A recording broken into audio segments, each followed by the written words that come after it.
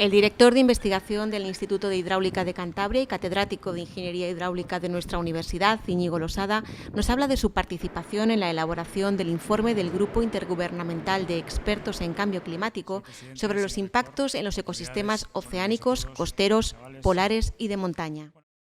Bueno, el IPCC, o Panel de Expertos de Cambio Climático, es un panel que se creó en los años 90, a principios de los años 90, entre Naciones Unidas y la Organización Meteorológica Mundial, que tiene como objetivo fundamental hacer una evaluación de cuál es el estado del conocimiento para entender qué es lo que está pasando con el cambio climático y así informar las políticas de lucha contra el cambio climático.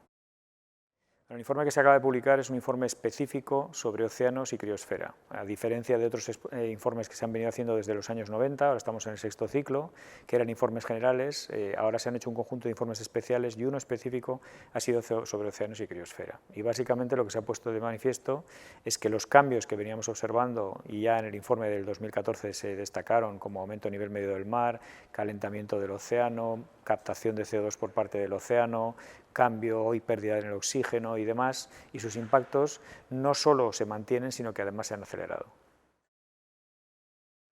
No, es necesario, pero no es suficiente. Es necesario porque hace falta una concienciación social que empuje a aquellos que tomen decisiones a realmente articular e implementar aquellas medidas que logren acabar con el problema tan grande que tenemos con el cambio climático. Sigo pensando que el sector privado se está involucrando de forma muy importante, pero pensando fundamentalmente en su interés, lo cual contribuye muchas veces al interés general. Las administraciones siguen también muy comprometidas, pero solo estamos llegando a acuerdos, no estamos llegando realmente a la implementación de medidas, que es lo que hace falta articular en muy corto plazo. Bueno, un acuerdo efectivo de la mitigación, es necesario reducir emisiones de forma importante y luego, más bien una segunda, que sería la basada en la implementación de medidas de adaptación en aquellas zonas, en aquellos países donde es más necesario porque la mitigación no va a ser suficiente para poder asumir las consecuencias que están sufriendo ya y que se van a incrementar en el futuro. Bueno, lo mejor es lo rápido que la comunidad científica se ha involucrado en intentar descifrar cuáles son los procesos que están teniendo lugar y también intentar pronosticar con su incertidumbre hacia el futuro qué es lo que está pasando. Creo que en estos últimos 20 años se ha progresado muchísimo en este sentido. También veo como muy positivo la concienciación social, sobre todo en estos últimos 3-4 años, que es muy importante. Quizás la gran decepción es que, a pesar de que existen grandes iniciativas desde el punto de vista de los gobiernos, no dejan de ser acuerdos, pero realmente no estamos implementando nada y las emisiones continúan subiendo.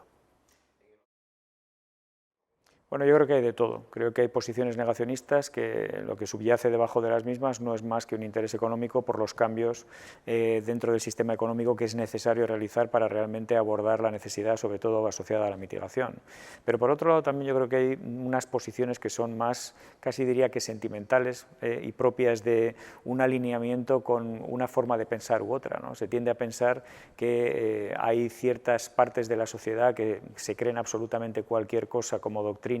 vinculada al cambio climático, así como hay otras partes de la sociedad que lo niegan, y ninguna, ni la una ni la otra, ha hecho un análisis riguroso de cuál es la información científica que existe. Por tanto, yo creo que también el tema del cambio climático, como cualquier otro problema, gran problema social, gran problema del planeta, tiene una componente sentimental o una componente visceral, por así decirlo, que también hace que cada uno se posicione donde considera oportuno. Yo creo que en general en España ha habido un cambio radical de la forma en la que se está fomentando el tema del cambio climático. Hay encima de la mesa un plan de energía y clima, hay encima de la mesa una ley de cambio climático, pero están encima de la mesa y todavía no se han implementado. Creo que ese es el paso que nos falta por dar desde el punto de vista de la Administración General del Estado. También nosotros hemos colaborado, por ejemplo, en la publicación de la Estrategia Nacional de Adaptación a la Costa,